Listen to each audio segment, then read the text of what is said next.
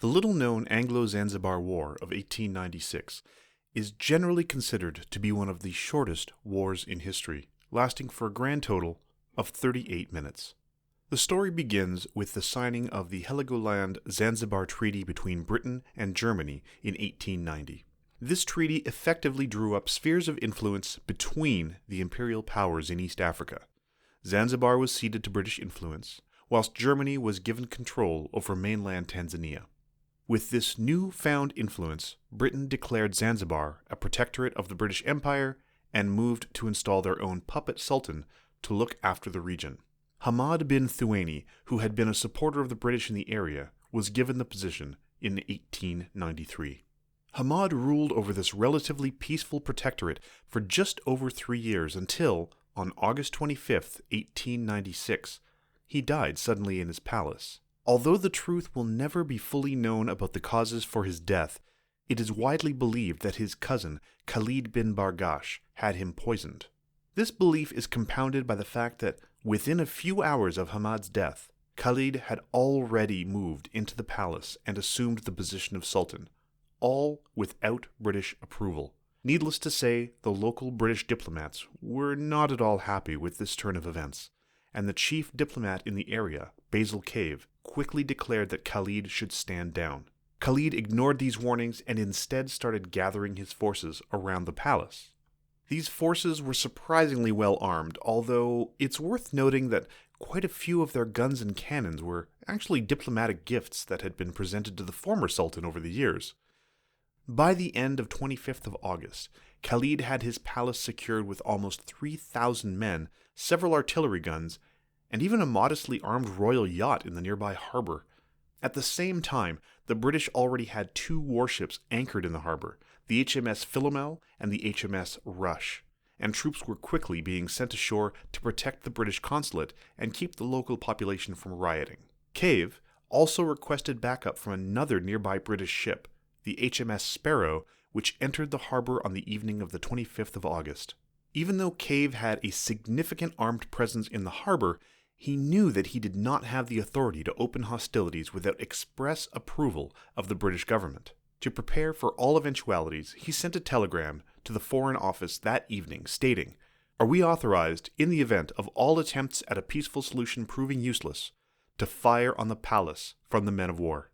Whilst waiting for a reply from Whitehall, Cave continued issuing ultimatums to Khalid, but to no avail.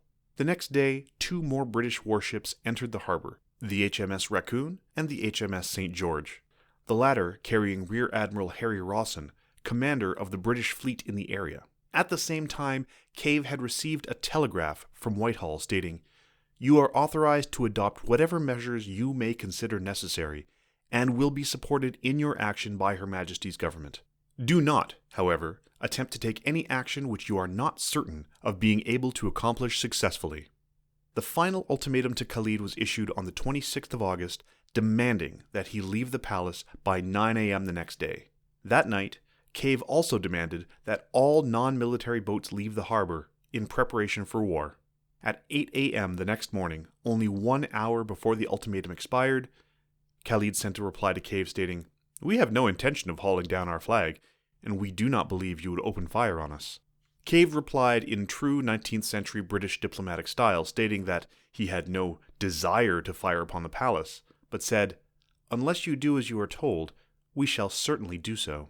That was the last Cave heard from Khalid, and at 9 a.m., the order was given for the British ships in the harbor to begin bombarding the palace. By 9:02, the majority of Khalid's artillery had been destroyed, and the palace's wooden structure had started to collapse with 3,000 defenders inside. It is also around this time, 2 minutes after the bombardment started, that Khalid is said to have escaped through a back exit of the palace, leaving his servants and fighters to defend the palace alone. By 9:40, the shelling had ceased. The Sultan's flag pulled down, and the shortest war in history had officially ended after only 38 minutes.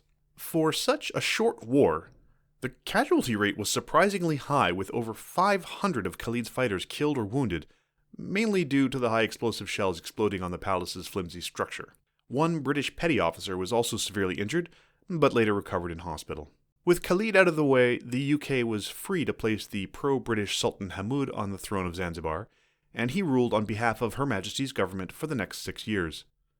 As for Khalid, he managed to escape with a small group of loyal followers to the local German consulate. Despite repeated calls from the British for his extradition, he was smuggled out of the country on October 2nd by the German Navy and taken to modern-day Tanzania. It was not until British forces invaded East Africa in 1916 that Khalid was finally captured and subsequently taken to St. Helena for exile. After serving time, he was later allowed to return to East Africa, where he died in 1927.